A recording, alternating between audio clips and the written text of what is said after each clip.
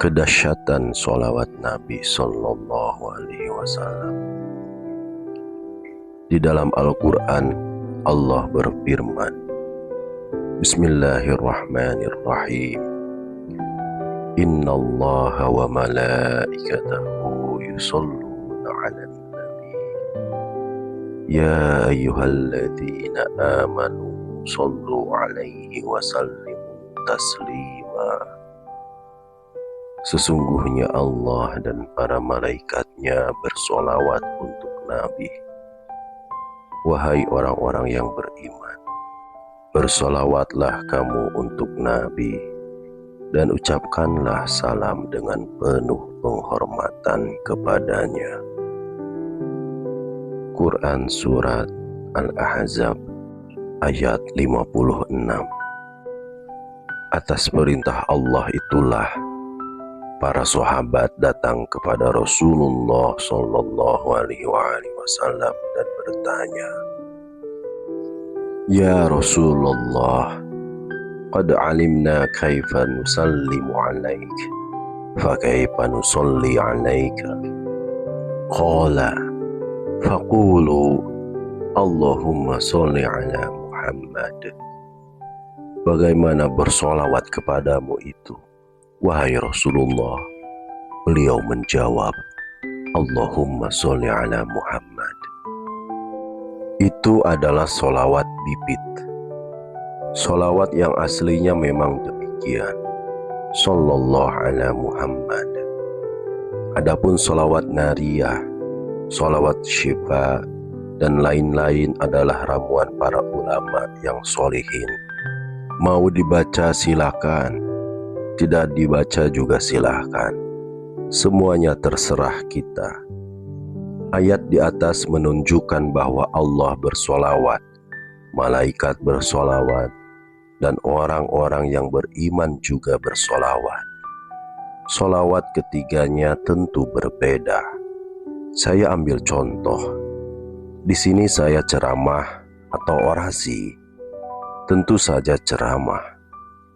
Ketika ada demo di Jakarta, lalu ada yang berpidato di atas mobil, itu tentu bukan ceramah, melainkan orasi.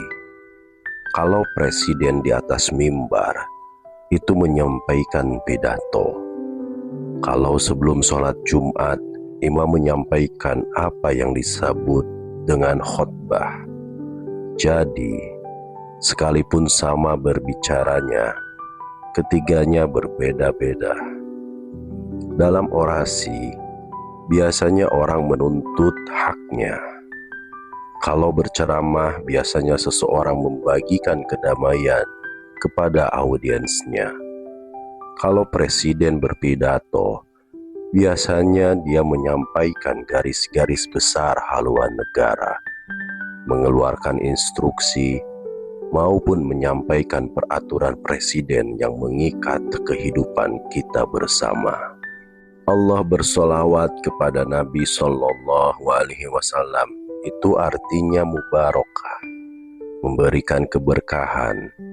Kalau malaikat itu istighfar, memohonkan ampunan.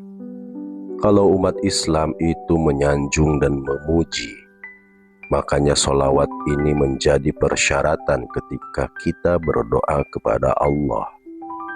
Doa apa saja, itu ada 4 persyaratan ketika kita memohon kepada Allah. 1.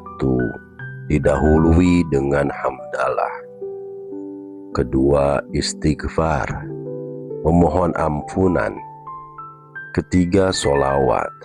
Dan yang keempat, penutup doa dengan hamdalah. Hal ini seperti dalam firman Allah, Bismillahirrahmanirrahim. Wa akhiru da'wahum anil hamdulillahi rabbil alamin. Dan penutup doa mereka ialah Alhamdulillahi rabbil alamin. Segala puji bagi Allah, Tuhan seluruh alam. Quran Surat Yunus ayat 10. Setelah semuanya ini terpenuhi, baru kemudian memohon apa yang kita inginkan. Orang-orang yang datang ke rumah saya memiliki etika yang sama. Mereka datang dengan tujuan meminta tolong. Ada yang meminta didoakan agar warungnya laris. Ada yang meminta didoakan agar cepat dapat jodoh.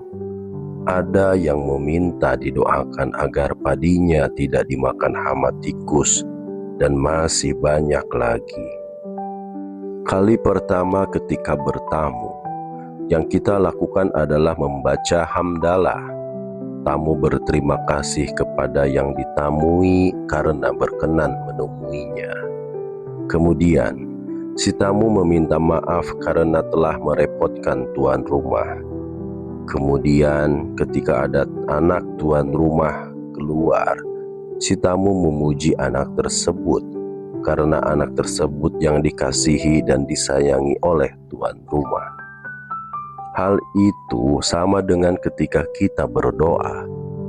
Kalau ingin doa kita dikabulkan, kita perlu menyanjung kekasih Allah.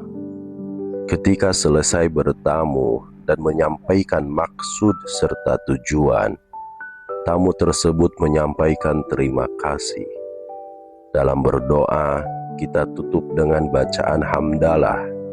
Jadi, bersolawat kepada Nabi Shallallahu Alaihi Wasallam itu adalah upaya kita menyanjung, mendoakan, dan mengucapkan selamat kepada kekasih Allah, yaitu Nabi Muhammad. Itulah awal yang menjadi sebab kita terlahir di dunia ini. Laulaka ya Muhammad, lama khalaqtul aflaka. Seandainya tidak ada engkau wahai Nabi Muhammad, sungguh aku tidak akan menciptakan alam semesta ini. Jadi, bibit wujud alam semesta ini adalah Nabi Muhammad Sallallahu Alaihi Wasallam. Bila kita bersolawat kepada Nabi Sallallahu Alaihi Wasallam, itu sama dengan kita menyampaikan sanjungan dan pujian kepadanya. Perlu kita perhatikan bahwa bersolawat itu bukan berarti kita berdoa memohon kepada Nabi Muhammad Sallallahu Alaihi Wasallam.